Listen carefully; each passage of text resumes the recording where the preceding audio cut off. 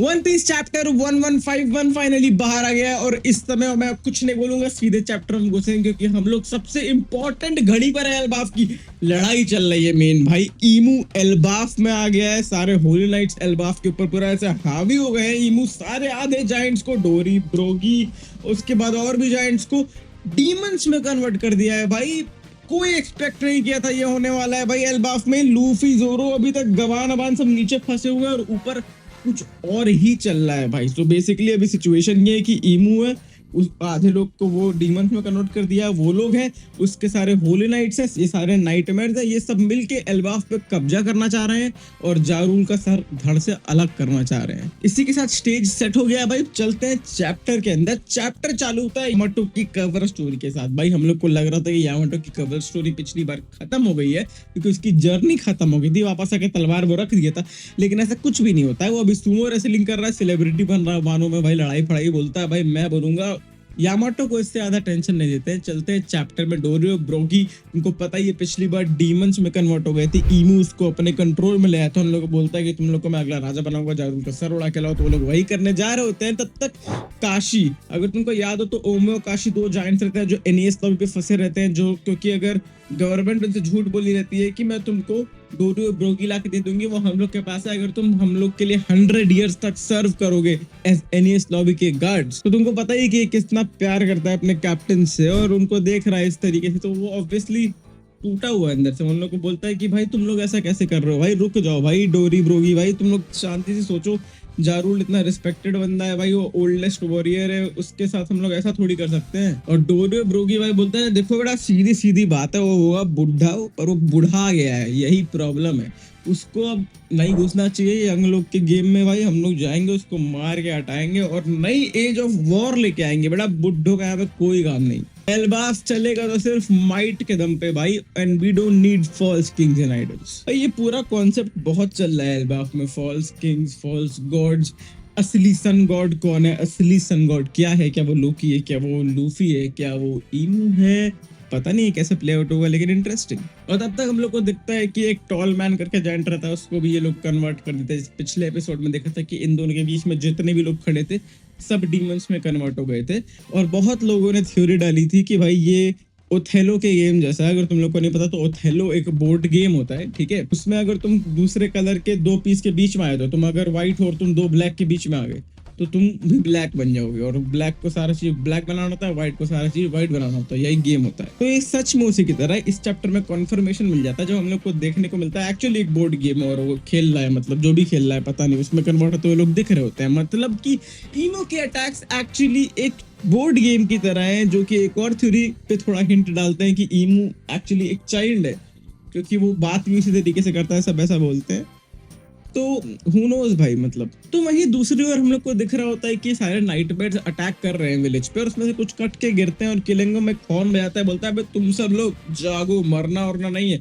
वो सब उठ जाते हैं वापस से, क्योंकि एल्बाफ के दिमाग में भी वो सब नाइटमेयर्स हैं। जब तक उनके दिमाग में है तब तक जमीन पर भी है, यही बात बोलता है किलिंगम। किलिंगम को तुम पहली बार देखते हो उसके हाइब्रिड फॉर्म में, उसके मिथिकल जोन फ्रूट जिसका नाम किलिन है, उसके फाइनली रिवील हो गया है, मतलब सेंटोर की तरह दिखता है वो। और मतलब भाई इससे बस सबसे पहले मेरे दिमाग एक ही जगह जाता है कि क्या फ्रैंकी का सेंटोर मोड देखने मिलेगा हम लोग को यहाँ पे इससे लड़ते हुए। पर भाई जिस हिसाब से फ्रैंकी को ट्रीटमेंट मिला है पूरा post time skip, not exactly पूरा पोस्ट टाइम स्किप, बट एक सिग्निफिकेंट पार्ट ड्रेसरोसा के बाद, तो डेफिनेटली मुझे लगता नहीं है कि भाई फ्रैंकी को इधर भी उतना इंपॉर्टेंस मिलेगा। पर ये आर्क थोड़ी डिफरेंट तो जा रही है फ्रैंकी के लिए, तो लेट्स सी।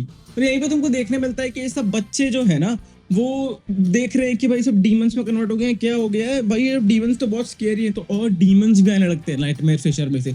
जो तुमको डराने लगेगा वो सब किलिंगम बाहर ला सकता है, यही तो उसकी पावर। और तुमको दिखता है कि जब तक इनमें से डर नहीं हटेगा, कुछ करके इनके अंदर से डर हटाना पड़ेगा, तभी हम लोग जीत सकते हैं। उनको जिनबे, नामी और ऊसॉप दिखते हैं, उन लोगों को समझ ही नहीं रहा है क्या हो रहा है। जिनबे बोलता है भाई बहुत हाथ से चीजें निकल गई है। ऊसॉप को तुम खास कर देखो भाई, वो कितना टूटा हुआ है अंदर से भाई। वो देखता है कि डोरियो ब्रोगी उसके दो heroes, the brave warriors of the sea, जिनको सबसे प्राइडफुल समझता था, वो लोग भाई ऐसे डीमंस में कन्वर्ट हो गए बस थोड़ी सी पावर के लिए। एक ऐसी चीज जिसमें थोड़ा भी ऑनर नहीं है, वो लोग उस चीज की तरफ इतना ग्रेविटेट कर गए पता नहीं कैसे, और वो टूट चुका है ये अंदर से देख के भाई। और यही तो मुझे देखना था, मुझे देखना है कि उसॉप इन लोग के सामने कैसे खड़ा होता है, कैसे एक प्राउड वॉरियर ऑफ द सी बनता है।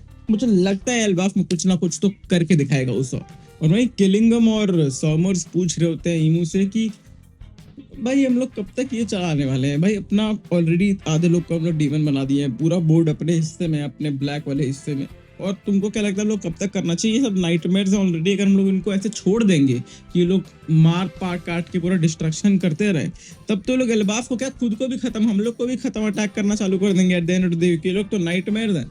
तो ईमू बोलता है कि भाई जब तक एल्बाफ की स्पिरिट एकदम क्रश नहीं हो जाती है, जब तक ये लोग टूट नहीं जाते अंदर से, तब तक तो हम लोग चलाएंगे। ये किंगडम बहुत पहले मेरे अंडर आ जाना चाहिए था अगर हैरल्ड, लोकी का बाप, ब्लंडर नहीं किया होता उस टाइम पे, एक क्रिटिकल समय पे। और वो ब्लंडर क्या किया है ये तो जानना पड़ेगा। मुझे लगता है उसी चक्कर में लोकी को उसको मारना पड़ा था, उसी ब्लंडर के चक्कर में, या तो फिर वो कुछ चीजें सही करने की कोशिश कर रहा था और लोकी को अभी तक लग रहा था कि वो गलत कर रहा है और वो ईमू को जाकर किंगडम दे देगा, इसलिए लोकी उसको मारा।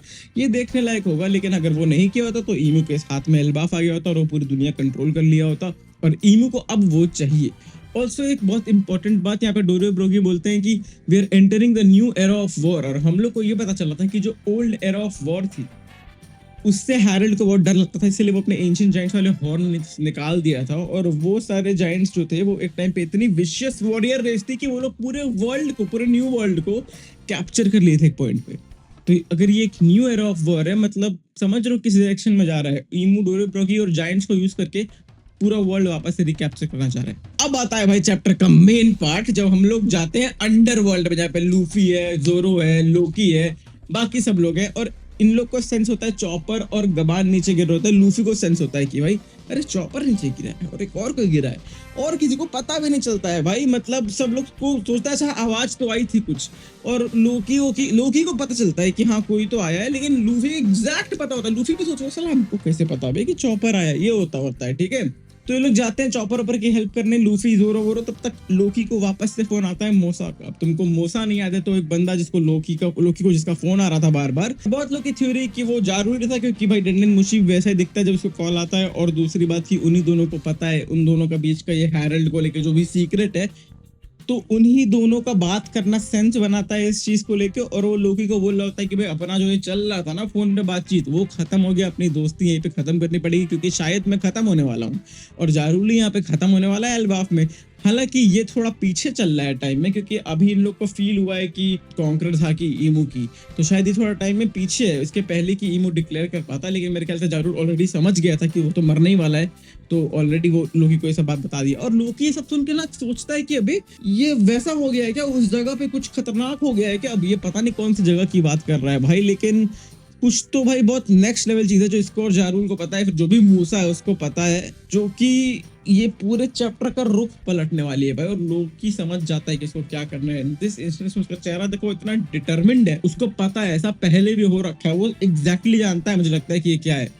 तब तक स्कॉपर, गबान और चॉपर वहां पे लोग पहुंच जाते हैं उन लोग को लेके, और लूफी बोलता है इसको ठीक करो भाई, अपना दोस्त है, दोनों दोस्त हैं अपने। तब तक लूफी को वहां पता चलता है कि ये स्कॉपर गबान पायरेट किंग का भाई तीसरा नंबर पे सबसे तगड़ा बंदा था भाई, और इसकी दिमाग फट जाता है। उसको लगता है भाई साला ये बुढ़वा इतना तगड़ा है ये भाई। तब तक भाई तुमको वहां देखने को मिलता है स्कॉपर गबान ऐसे मरते मरते कुछ बोलने की कोशिश कर रहा है, और पता चलता है वो बोल रहा है कि भाई मैं नंबर 2 था भाई, नंबर 3 था भाई, बंदा मर रहा है, इसको इस बात की पड़ी है भाई। जोरो और सांजी डायनेमिक एग्जैक्ट है भाई इन लोग का, रेले और स्कॉपर गवान का, और मतलब आज तक टिका हुआ है भाई। तो चॉपर इन लोग को समझाता है कि भाई देखो ऐसा है भाई, कुछ समझ में नहीं आ रहा है, 4-5 लोग अटैक किए थे लेकिन सब ऐसे हैं, कोई छू भी नहीं पा रहा है इन लोगों को, लोग जनरेट कर जा रहे हैं, किसी को कुछ समझ में नहीं आ रहा है, तुम लोग चलो हम लोग की हेल्प करो तो एल्बाफ खत्म हो जाएगा। और लूफी बोलता है कि भाई मैं समझ गया हूँ भाई, तुम चिंता मत करो। पता नहीं क्या समझा है लूफी, लेकिन मुझे लगता है कि वो समझ गया कि उसको नीका बन के, उसको नीका तो नहीं पता पर उसको पता है कि उसको क्या करना है। और लोकी वहां तुमको हंसते हुए दिखता है कि बेटा तुमको अब जरूरत पड़ेगी मेरी। अब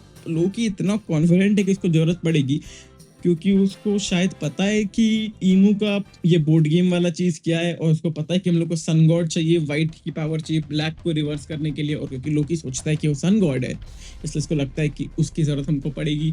कि क्या पता कि इसको पता है कि इसको रोकना कैसे है, या फिर उसको लगता है कि सिंपली हम लोग को उसकी पावर की जरूरत पड़ेगी, पता नहीं क्या भाई, पर ये देखने लायक होगा। और बहुत सारी थ्योरीज ये भी घूम रही है बाय द वे, उससे याद आया बोर्ड गेम से, कि व्हाइट की पावर हम लोग को चाहिए, तो जैसे कि हमने देखा कि 2 व्हाइट के बीच में एक ब्लैक आएगा तब जाके वो कन्वर्ट होगा, या फिर एक से ज्यादा ब्लैक आएंगे तो 2 व्हाइट चाहिए अपने को, तो या तो वो लोकी और लूफी हो सकते हैं, या फिर वो लूफी और बॉनी भी अभी तक साइलेंट है, और बॉनी ऑलरेडी अपना नीका फॉर्म यूज कर सकती है, हम सबको पता है।